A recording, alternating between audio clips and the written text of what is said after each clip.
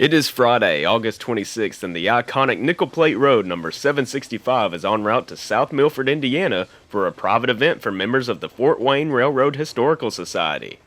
The Historical Society is celebrating its 50-year anniversary in 2022, and what better way to celebrate than a nice meal and a ride behind the Berkshire? This event is the first of a very busy weekend planned. For much of the summer, and what will continue on into the fall, 765 has been pulling excursions on the Indiana Northeastern system for the Indiana Rail Experience. This weekend is the biggest of them all. On Saturday and Sunday, the Berkshire locomotive will be in charge of a tri-state excursion through Ohio, Indiana, and Michigan. The crowds have gathered in South Milford as the 765 poses directly in the sunlight for everyone to observe and take photos.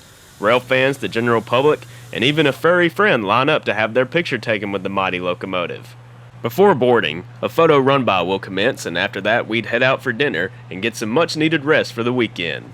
The following video will include both Saturday and Sunday's excursions, along with some bonus steam action in Hillsdale, Michigan. So take some time to sit back and enjoy Tri-State Steam with Nickel Plate Road number 765.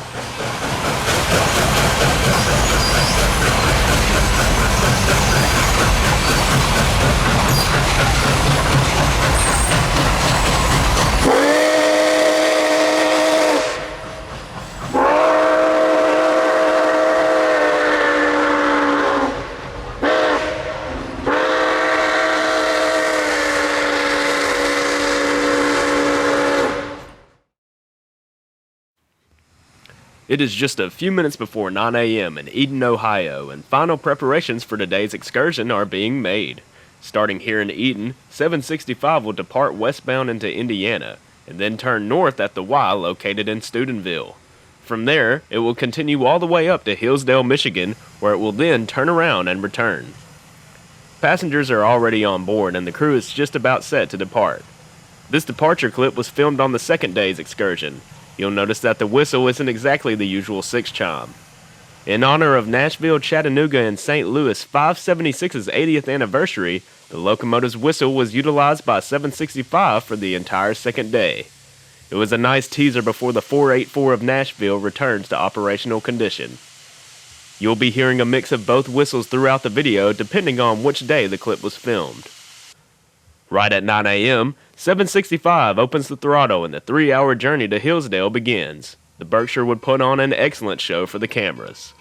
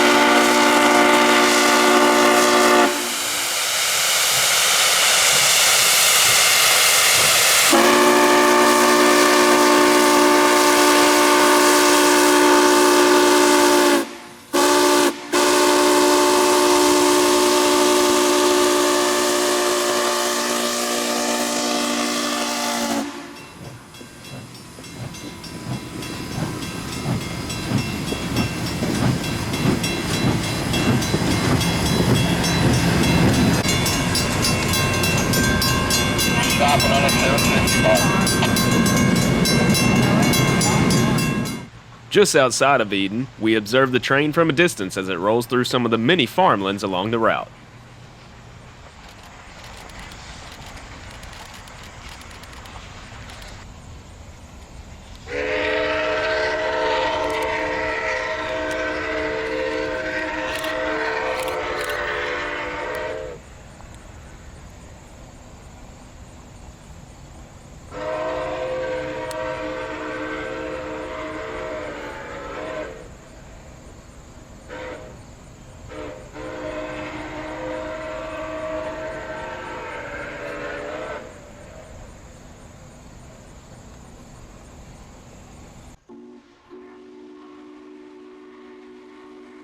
As I mentioned earlier, the excursions have been hosted on the Indiana Northeastern Short Line Railroad. The line is independently owned and has been in operation since the 1990s. Definitely the type of short line I'd enjoy to chase on its own. A pair of their locomotives sit awaiting orders just outside of Hamilton as the Burke passes by. 765 is an S2 class 284 locomotive. The 284 wheel arrangement was titled Berkshire due to the Lima Locomotives Works sending the first A1 class locomotives for test runs in the Berkshire Mountains on the Boston and Albany Railroad. The Berkshire was an answer to a growing demand of higher speeds for the continuous increase in freight. The 284 was based off a goal improving the already well-established 282 Mikado. While the 282 locomotive was considered a huge success, the locomotives met their match when it came to heavy trains and steep grades. The Berkshires had many improvements from the Mikado, such as upgraded fireboxes, but also were designed with larger boilers, more efficient air intakes, boosters, and limited cutoffs.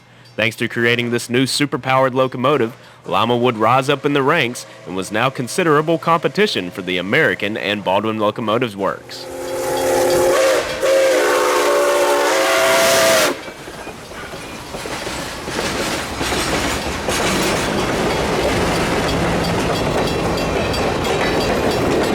Just south of Angola, Indiana, the train has turned northward and we get an excellent bird's eye view above the tracks. The sounds of 765 battling the tough grades made for excellent audio.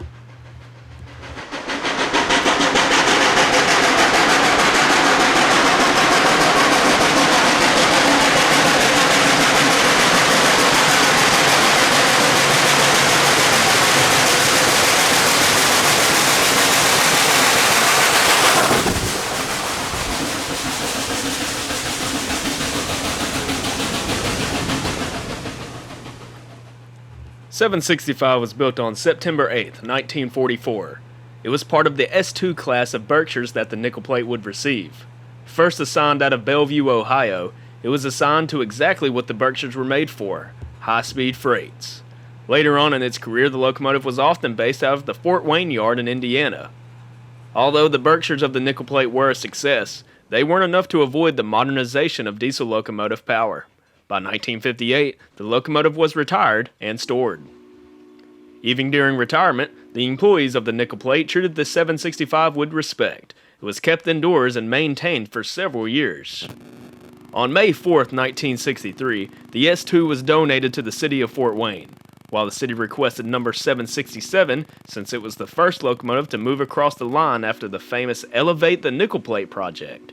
Unfortunately, 767 was not able to fulfill its role due to a prior wreck and its awful condition due to outdoor storage. So what did the railroad do? They just took 765 and swapped the numbers.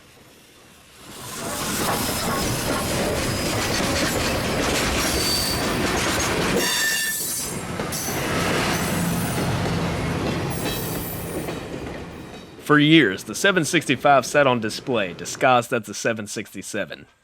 In 1972, exactly 50 years ago, the Fort Wayne Railroad Historical Society was formed. While in the past the founders discussed on cosmetically restoring the locomotive, in 1973 the society got a 25-year lease on the Burke. The following year, the engine was moved to New Haven, Indiana. After giving the 284 its true number back, restoration efforts began. 5 years later, the 765 would run under steam for the first time since its retirement. With the 1980s arriving, along came the first excursions after a series of tests. The 765 would be the first mainline steam locomotive to have a full restoration done by a non-profit group of volunteers. In 1982, in its last months before the merger, the Southern Railway leased the 765. In 1985, the Fort Wayne Railroad Historical Society would acquire ownership of the locomotive. At the New River Gorge, 765 was in charge of the New River train for much of the later 80s until 1993. Throughout those years, the Berkshire became a celebrity in the rail fan community, running excursions all throughout the Midwest and the East. In 1993, though, the locomotive would be put out of service. While the FWRHS ran other locomotives, such as the Milwaukee Road 261 for a few years, after a while, they would want the 765 back in operating condition. In 2000, the massive rebuild would begin, and in 2006, the engine would be back in action. Since then, 765 has made several runs all over the place on multiple railroads, including the Class 1 main line of Norfolk Southern during its 21st Century Steam program. To this day, thousands come from all over the country. If you are a fan of steam locomotives, this one should be high on your list.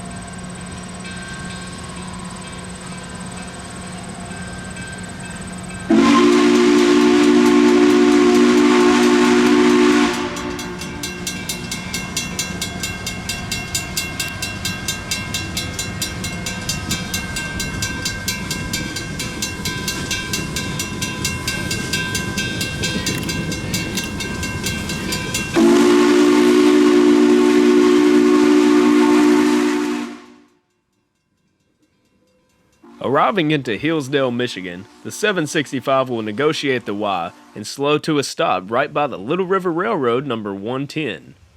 While originally, I wanted to include their runs completely in this video, but I think I'm going to save it for a future video. Fun fact though, August 27th and August 28th of 2022 will be the first time in over 70 years that multiple steam locomotives would operate at the same time here in Hillsdale. Once stopped, the crews will let passengers disembark and also provide a little service to 765. The passengers of the excursion will have a 3-hour layover to enjoy local restaurants and markets.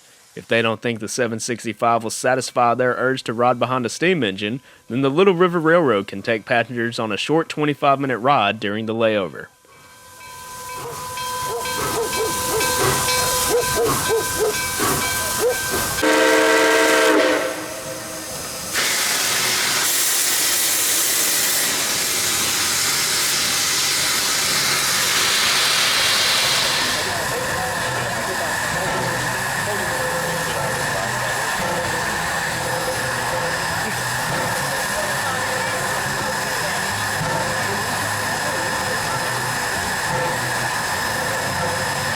We'd take the time to get a little bit of lunch, and also watch the Little River Railroad's locomotives work.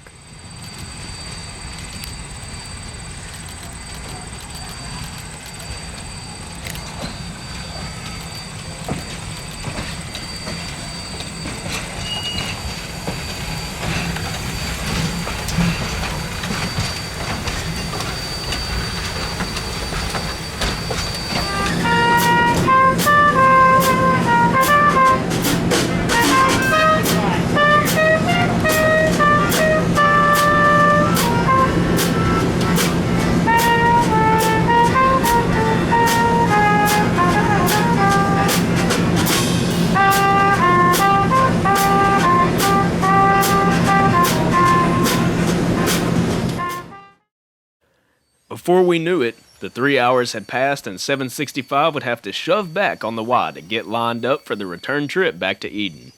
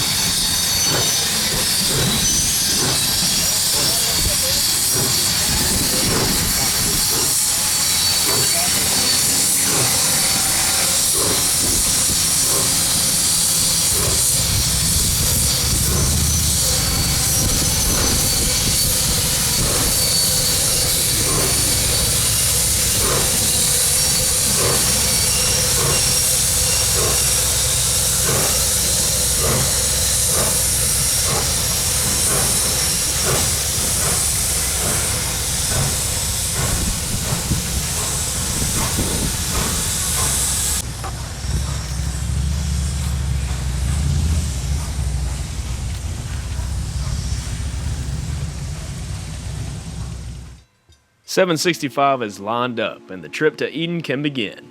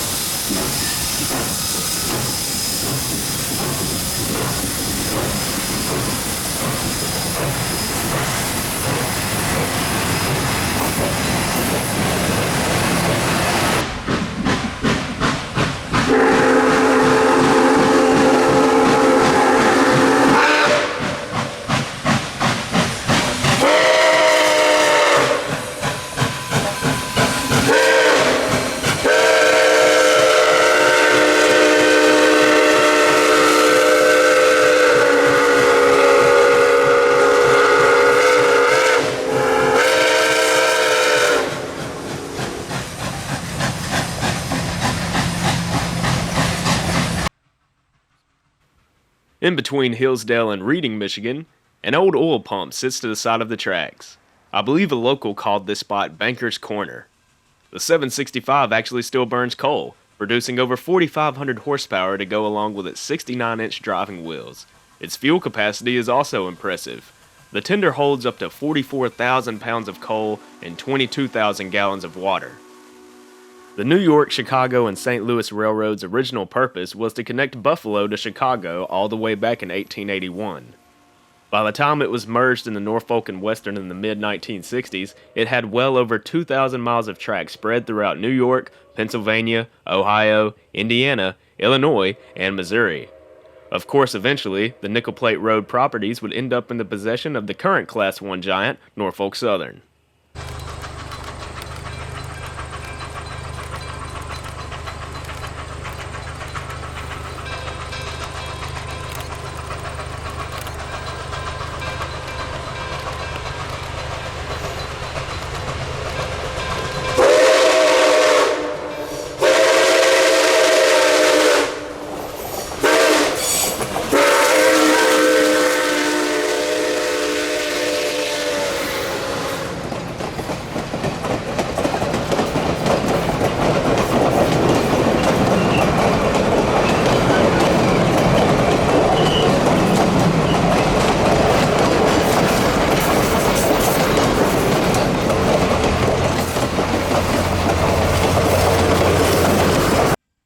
So a question I always had that I never bothered to look up before making this video was, why was it given the nickname Nickel Plate Road? Well, I learned that back in 1881, when the planned route of the railroad was being surveyed, a writer from a newspaper wrote that the line would be nickel-plated. I guess this was one way of saying that the money to be made would be impressive.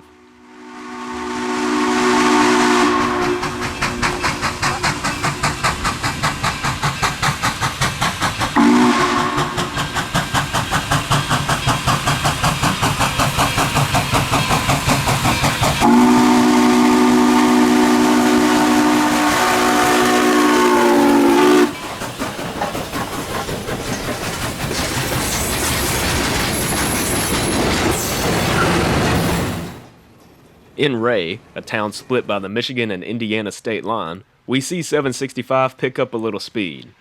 Of course, this is nowhere near as fast as it was built to run. 765 can reach speeds up to 80 miles per hour. If you haven't already, look up on YouTube the 765 doing 70 miles per hour with an entire passenger consist behind it. It is unbelievably impressive.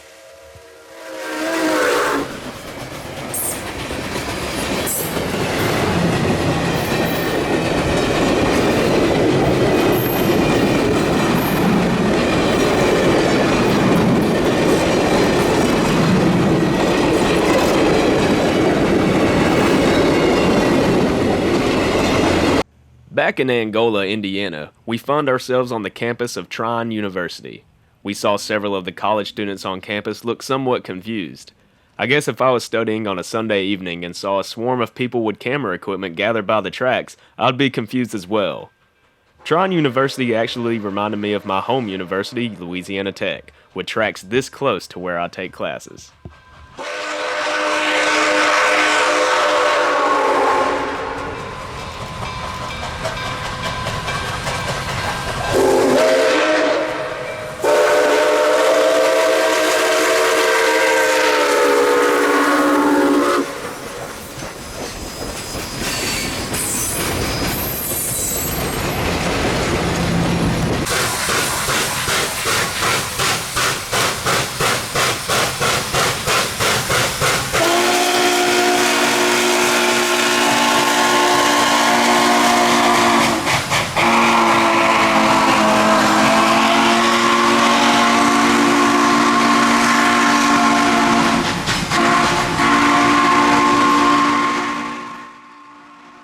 In Pleasant Lake, we got the opportunity to shoot 765 twice thanks to a makeshift photo run-by.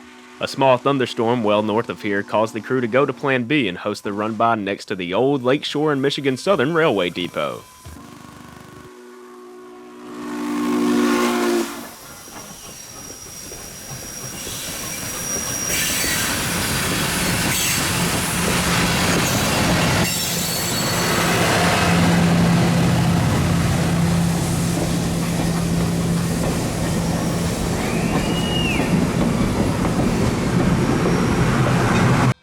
Well, it is a little after 6 p.m. and 765 slowly rolls back into Eden. It was definitely a successful weekend chasing the mighty Berkshire. Huge shout out to the Fort Wayne Railroad Historical Society and to the Indiana Northeastern for making this weekend possible. I had been wanting to film this locomotive for years, so the 15-hour drive up was well worth it. I hope you enjoyed watching this production, and if you did, leave a like down below. Until next time, I'll see you somewhere out there on the rails, and as always, thanks for watching.